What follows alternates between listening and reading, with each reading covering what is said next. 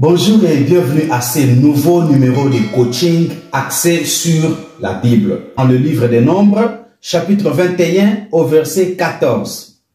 Là, il est fait mention d'un livre qui malheureusement ne se trouve pas dans la Bible. C'est pourquoi il est dit dans les livres des guerres de l'Éternel. Où se trouvent ces livres des guerres?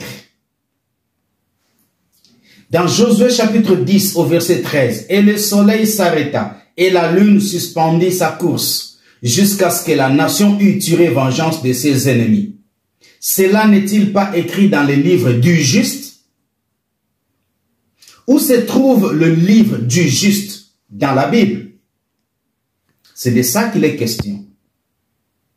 Dans 1 Chronique chapitre 29 au verset 29, les actions du roi David, les premières et les dernières, sont écrites dans le livre de Samuel le voyant. Alors que tous, on a grandi avec la notion de Samuel le prophète. Ici, il est question de Samuel le voyant. Dans les livres de Samuel le voyant, dans les livres de Nathan et dans le livre de Gad le prophète. Ici, il est fait mention de 3 livres. Le livre de Samuel le voyant, Nathan le prophète et Gad le prophète. Mais malheureusement, ces précieux livres ne se trouvent nulle part dans la Bible. Et ces livres ont été classés comme apocryphes. Et cela commence à faire peur aux religieux de pouvoir en connaître les contenus. Qu'en est-il de 2 Chroniques chapitre 29, le verset 29? Le reste des actions de Salomon, là-bas, c'était David. Les premières et les dernières, cela n'est-il pas écrit dans le livre de Nathan le prophète? Dans la prophétie d'Akija de Silo et dans les révélations de Jido, le prophète sur Jéroboam, fils de Nabath? C'est de ça qu'il est question, mes amis. La Bible est une œuvre humaine. La Bible en tant que livre a été collectionnée par l'homme. Et la Bible a été écrite par 40 auteurs qui ne se connaissaient pas, qui ne vivaient pas dans un même milieu, dans la même époque, qui n'avaient rien à voir, qui n'avaient rien en commun.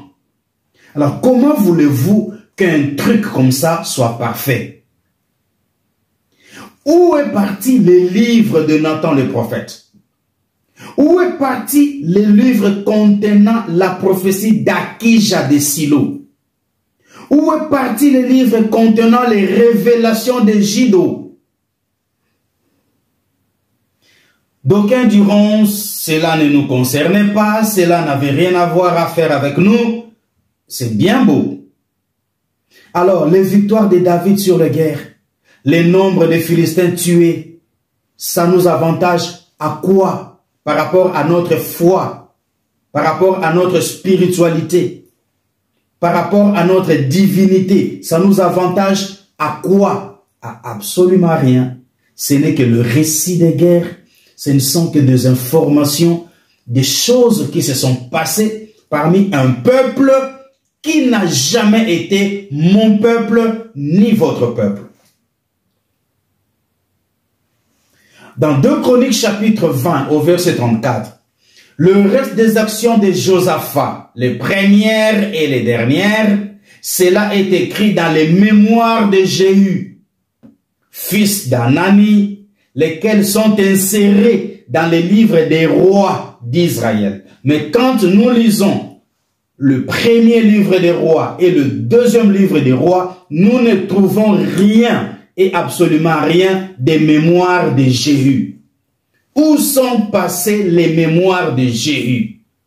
Et cette écriture, selon laquelle ces actions sont insérées dans les livres des rois d'Israël, de quel livre des rois d'Israël s'agit-il? Ce sont les mêmes livres que nous avons dans la Bible sous forme de 1 roi et 2 rois. Dans Esther chapitre 2 au verset 23, Le fait ayant été vérifié et trouvé exact, les deux eunuques furent pendus à un bois. Et cela fut écrit dans les livres de chroniques en présence du roi. De quelle chronique s'agit-il ici? Parce que nous avons un chronique et deux chroniques, et cela n'est nulle part dans ces deux livres. Voilà les points. Mes amis, ayons nos deux pieds sur terre, quittons la planète Mars, redescendons sur terre, réfléchissons. Je suis là dans une mission et je suis en train de faire ce que je suis censé faire. Voilà pour un premier chapitre, quelques détails sur certains livres mentionnés dans la Bible, mais qui malheureusement ne se trouvent pas dans la Bible. Ce n'est pas tout.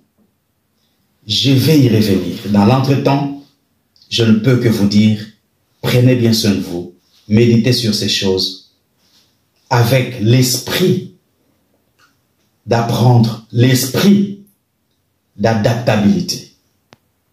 Au revoir.